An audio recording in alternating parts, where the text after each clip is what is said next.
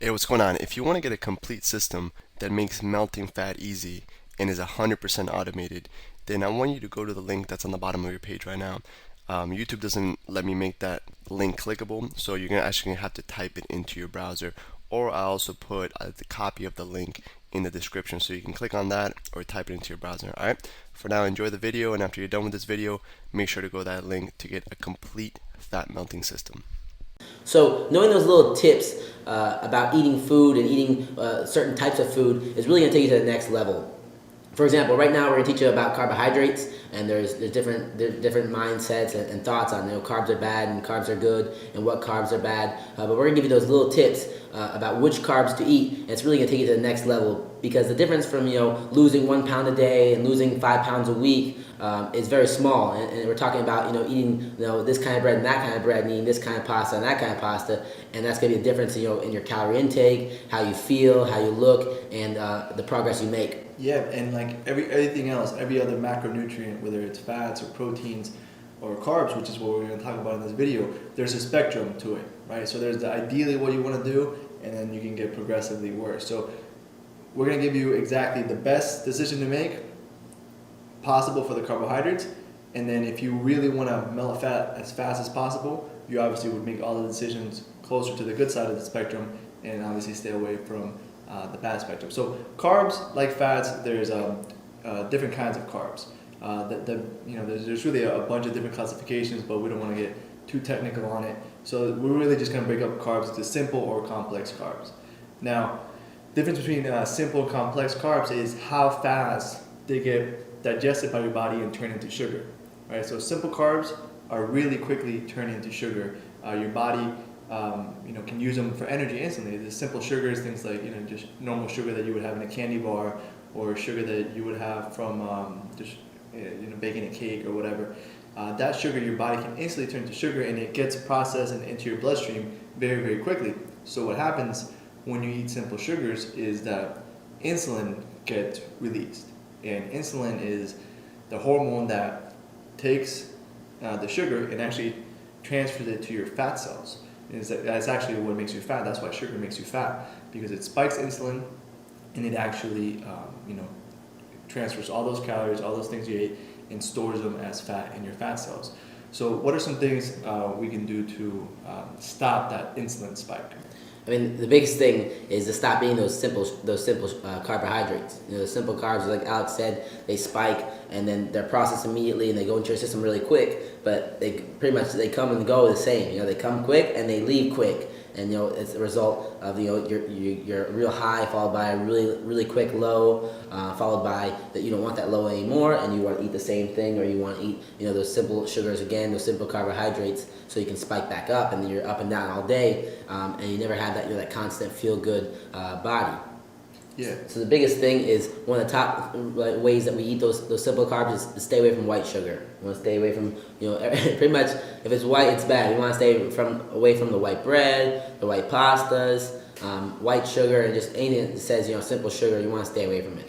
Anything that is high on the glycemic index. Exactly. Right? So I don't know if you've probably heard of the glycemic index before. If not, it's just pretty much it's a scale of how quickly certain food gets turned into sugar. And remember, the faster it gets turned into sugar, the more your insulin is going to spike. Because insulin is actually what balances your blood sugar and stabilizes it, so you don't die. That's why diabetics actually gotta inject insulin, because they stop producing insulin from eating so much sugar.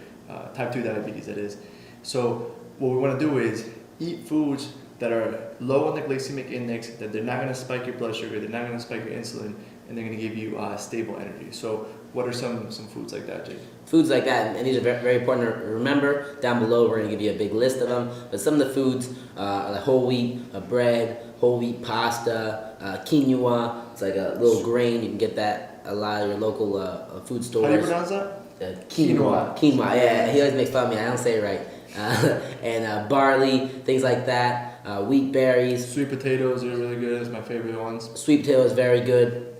All those things are awesome, and it's just about making those little changes. For example, instead of eating that white bread sandwich, you just change it to wheat, and now you're gonna have a lot smoother day, a lot smoother energy. And this is also very important for athletes or anything that you have to do athletic. people think sometimes you want to take a big spoonful of honey right before you compete, and all it does is give you that first 5 seconds high followed by an immediate drop. You want to have our complex carbohydrates that are gonna get you up on the energy and stay there, so we can compete at a high level all the time. So for me, for example, I have to make sure that I'm always eating these complex carbs, especially when I'm gonna have a hard training session the next day or that day, so I can keep my energy and feel good throughout the whole day and never have that drop, before, during, or after practice or competition. Yeah, so really being able to keep your carbs pretty low, it's going to allow you to use fat for fuel. Exactly, yeah. So we don't want to keep them too low to the point your body still needs a good amount of carbs and for all kinds of things, especially high quality carbs.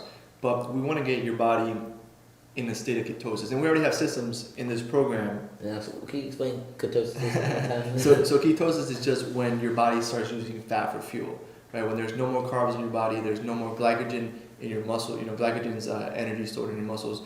When there's no more glycogen and there's no more carbs, your body starts using your stored fat for energy, and that's called ketosis. And during the program, you've already gone through the videos where we recommend doing the 12-hour rule, which is, a little recap, is 12 hours from dinner to breakfast. So if you eat dinner at 10 p.m., you don't have breakfast till 10. Hey, what's going on? If you're enjoying the video so far, do me a huge favor and click on the like button below. You'll get your good deed for the day out of the way. It helps me out a lot. Also, go ahead and subscribe and leave a comment. Something as simple as good video or I enjoyed the video. It really helps me out with YouTube. Alright, here's the rest of the video. 10 a.m. So it's just 12-hour gap between dinner and breakfast. And then we also recommended that morning walk first thing while you're still in that fast, so that you use your stored fat for energy instead of any carbs throughout the day. From that morning walk, when you're fasting, you can literally burn more fat than if you have a big meal and then go run 18 miles full intensity at the gym. And if you notice, we're slowly accumulating all these little things, our nighttime ritual, our morning ritual, and our eating ritual, 3 meals, 3 snacks, and now we're focusing on eating even more on how to eat. And all these little things are adding up, and we're getting closer and closer, and we're burning more and more fat every day till we get to where we get to the point where we don't need to burn any more fat, and we're lean and mean, and we have that automatic six-pack where you're not even thinking about it, you're just eating properly, and all these things that we're doing are accumulating to stopping us from eating, gaining fat. Exactly.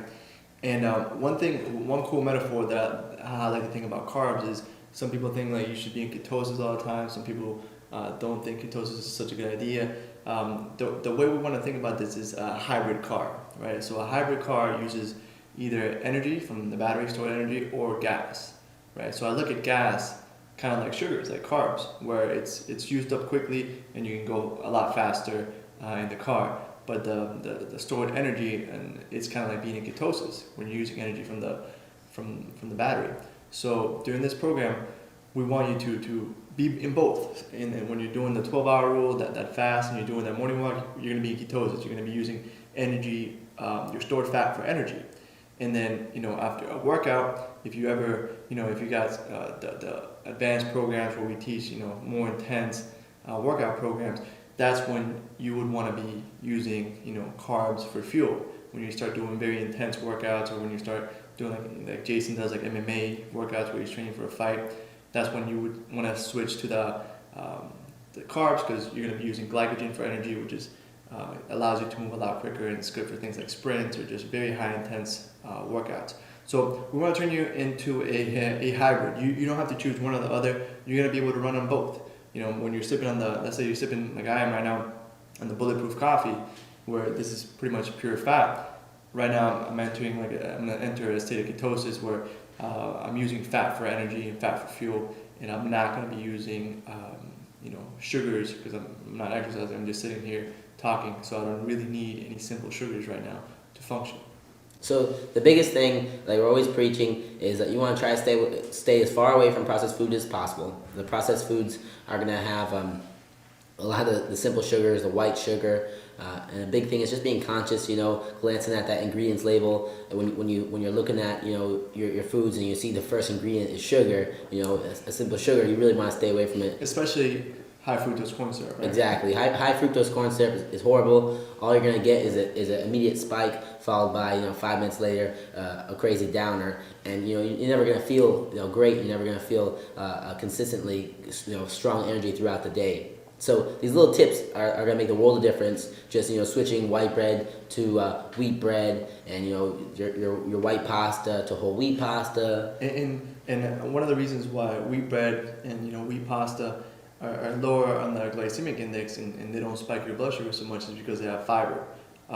Maybe you've heard about fiber, heard that fiber is healthy, but the reason why fiber is healthy is because it literally makes everything digest slower. So even if you have sugar with fiber, it's gonna digest a lot slower. Fiber kind of slows everything down and doesn't allow your blood sugar to spike so quickly, so your body doesn't release that insulin, which is again insulin is that hormone that transfers fat to your fat cells and stores it there. So really uptaking the amount of fiber that you consume every day is going to allow you to digest everything slower and not spike your insulin and store less fat. And speaking of fiber, one of the best sources to get your good carbs from are fruit and veggies. And fruit and veggies have a lot of awesome, really good fiber in them.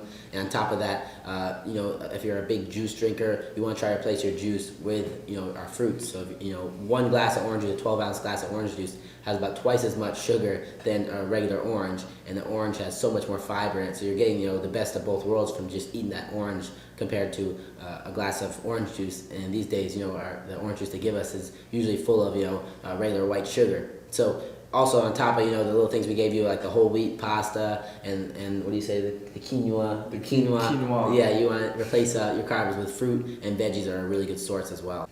All right, so in this brief video about carbohydrates, obviously we can go into super details about carbohydrates, and there's actually all these scientific names for it. You can learn the molecular structure of the different monosaccharides and saccharides and all these like super fancy names that you got to be a scientist and memorize, and you don't have to know any of that to get ripped. Really, what we want you to know is that when you eat carbs that quickly get turned into sugar, your insulin gets spiked, and insulin is what literally takes all the calories you ate and stores them in your fat lipids, your fat cells. And that's why people get bellies and people get fat because of when insulin is spiked. So we want to reduce all the foods that spike insulin as much as possible, and we want to be a hybrid. We want to use ketones, and we want to also use simple sugars, especially if you're going to be doing intense exercises. But for the most part, if your main goal is to burn fat as fast as possible, you want to be in ketosis by following the 12-hour rule and doing that morning walk that we already talked about before. Here's a little preview. There's a concept coming up inside the program that's all about drinks, and really one of the biggest ways that people mess up is on drinks. They drink so much sugar, whether it's from things like orange juice or even smoothies. I told a story about my friend who would have a fruit smoothie before he went on hikes and did exercise, where he was just trying to burn fat, and he would just use all the sugar from the smoothie for energy instead of his stored fat. So one of the biggest ways people mess up is by using sugar for energy, and they get most of their sugar from all these sugary drinks, whether it's Coke, orange juice, or even fruit smoothies. And we're gonna have an entire video on what our favorite drinks are that still taste delicious, and they're not gonna give us a bunch of extra calories that spike our sugar. Exactly. How to prepare these drinks, how to look for the proper drinks, when you're shopping, and all little tips on just like killing that little game changer of a drink that makes it so you get fatter while you're drinking it, and you cut all that stuff out, see a huge difference. Yeah, and also about alcohol. We're not here to tell you to never drink alcohol again. Everything, one of the biggest concepts in this program is that everything's a spectrum, right? And even if you are going to drink alcohol, whenever you do, we don't recommend it, especially if you're trying to burn fat. Alcohol is really horrible. It lowers your testosterone. There's a million of bad things for you, dehydrates you. It's horrible for you, but if you are going to do it, you can make better decisions that are not going to mess you up. Yeah, we'll show you how to drink. We'll show you how to drink in a way that's not going to completely stall and sabotage you. All right, so that's it for this basic concept. There'll be another worksheet beneath this video, which will give you a summary, exactly what to follow, the key points, so you really use carbs for fuel and you use fats for fuel as well. You become that hybrid, and you stay away from those foods that spike your insulin. All right, have an awesome day, and we'll see you in the next video. Hey, real quick, one more thing before you go. I want to make sure you know that there is no correlation between how hard you work and how much fat you melt or how much muscle you build. All right? There's enough science, enough data out there that there's absolutely no correlation between hard work and results. All right? There's a difference between movement and achievement. All right? If you want to learn my best tips, what I call the 5% hacks that allow you to get maximum results, maximum fat loss, maximum lean muscle gain, I want you to go to the link that's on the bottom of this page, or you can click on the link in the description. All right, you're going to get a complete system for melting fat in an intelligent and streamlined system. I'll see you there.